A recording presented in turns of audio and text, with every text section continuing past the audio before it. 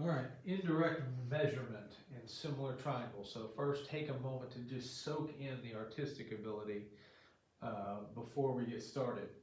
So if you remember from earlier in the year when we talked about similar and congruent, congruent means exactly the same. Every side, every part of it is exactly the same.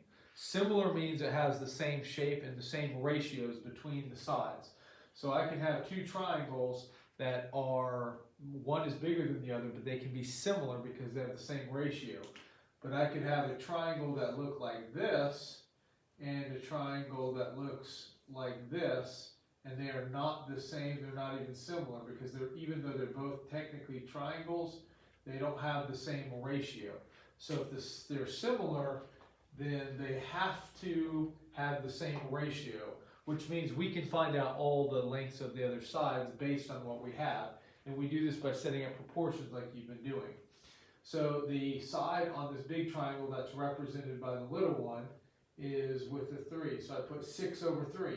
We're trying to find the x side here, so we put 8 over x. Now notice the 6 and the 8 are both on the same side of the line here, and the x and the 3, the smaller triangle, are both on the bottom.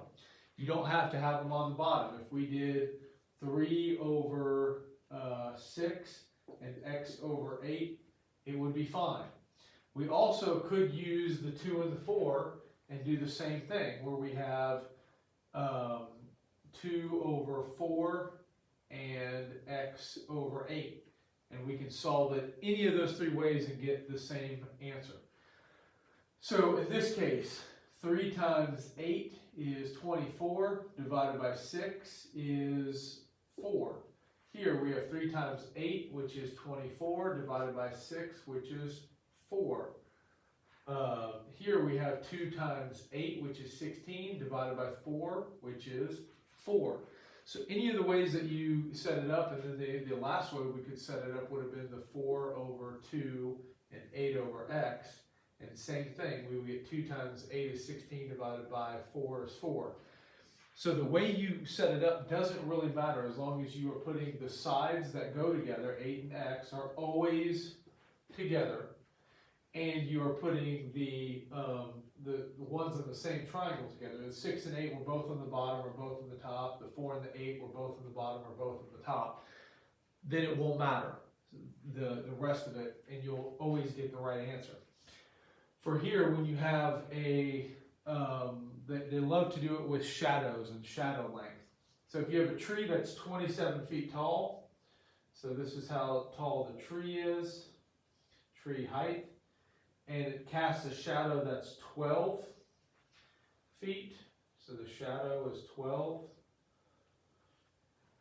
And you have a person who is, we'll make them 6 feet, so the height should go in the same column here, and then we want to know, well, we already actually put it, I guess I was going to find the height. I made up these numbers, so I don't know if it will, what the actual answer would be. So if we're trying to find the shadow length, that would be the x. And again, if you're labeling it, you put the height all together and the shadows together, just like we did up here to find out what the missing length is.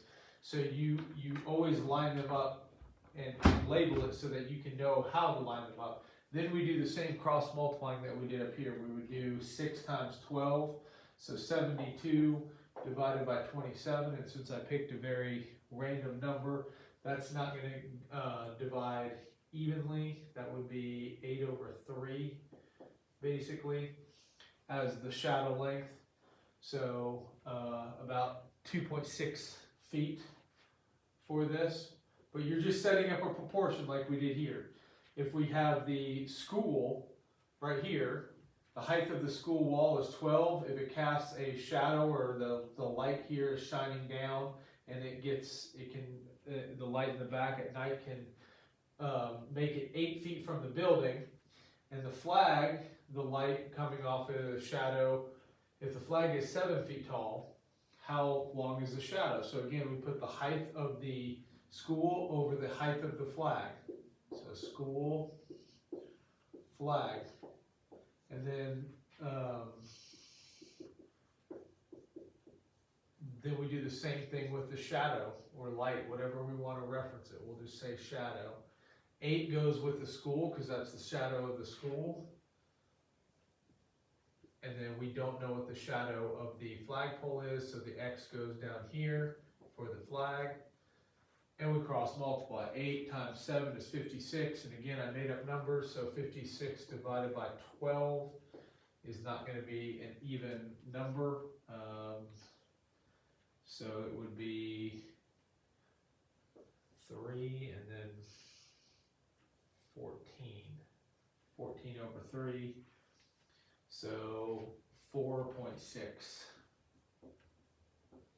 feet here if we were doing it.